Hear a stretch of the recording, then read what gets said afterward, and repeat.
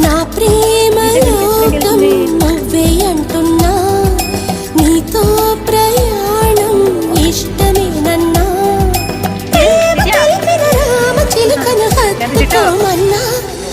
చెప్పాలనుంది చిన్న మాటైనా, ఆగనంది దాగనంది లోన, ఇన్నాళ్ళ నుండి ఉన్న మాటైనా, ఇప్పుడేగా చెప్పమంది ప్రేమైనా.